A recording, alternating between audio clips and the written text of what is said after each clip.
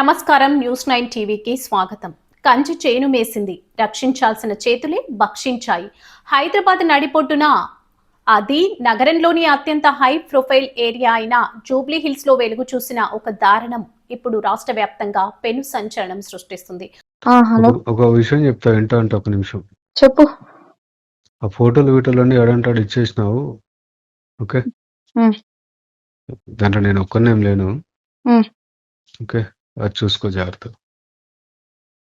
ఏంటి అది చూసుకో జాగ్రత్తగా. ఓకే, అవునా? ఆడపిల్లవు కదా. ఓ, ఈరోజు ఆడపిల్లని గుర్తుకొచ్చినానా? రోడ్డు మీద కొట్టినప్పుడు రాలా? మీ ఇంట్లో బట్టలు ఇప్పి కొట్టినప్పుడు గుర్తు రాలేదా?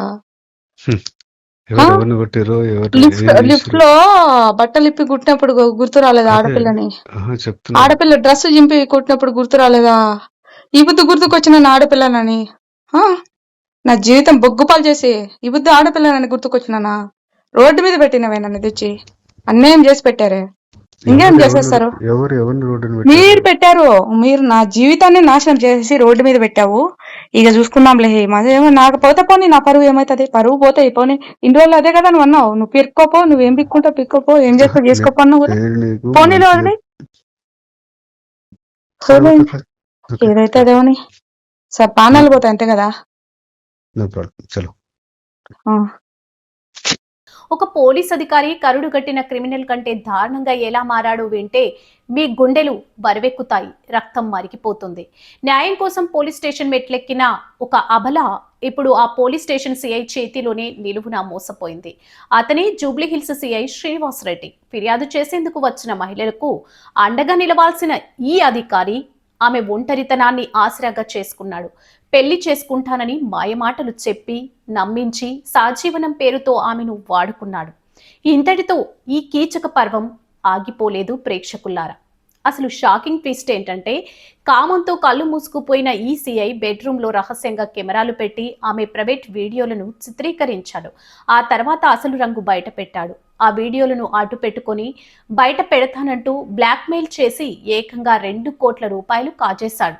ఫిర్యాదు చేయడానికి వచ్చిన మహిళపై సిఐ కన్నేయడం, పెళ్లి పేరుతో నమ్మించి సహజీవనం చేసి మోసం, రహస్యంగా ప్రైవేట్ వీడియోల చిత్రీకరణ, ఆపై బ్లాక్మెయిల్, బాధితురాలి నుంచి ఏకంగా 2 కోట్లు వసూలు.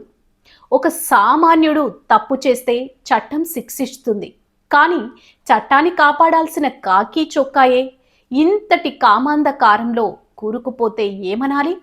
ఈ వ్యవహారానికి సంబంధించిన సిఐ శ్రీనివాసరెడ్డి సీక్రెట్ ఆడియో టేపులు ఇప్పుడు లీక్ కావడంతో పోలీస్ డిపార్ట్మెంట్ లోనే భూకంపం పుట్టింది. బాధితురాలి ఫిర్యాదుతో రంగంలోకి దిగిన హైదరాబాద్ సిపి సివి ఆనంద్ ఈ షాకింగ్ ఘటనపై సీరియస్ యాక్షన్ తీసుకున్నారు. విచారణకు ఆదేశించిన వెంటనే ప్రాథమిక ఆధారాలు రుజువు కావడంతో ఈ కీచక సిఐ శ్రీనివాసరెడ్డిని తక్షణమే సస్పెండ్ చేస్తూ సంచలన ఉత్తర్వులు జారీ చేశారు. ఆ కీచకుడి బారిన పడిన మహిళలు ఇంకా ఎవరైనా ఉన్నారా?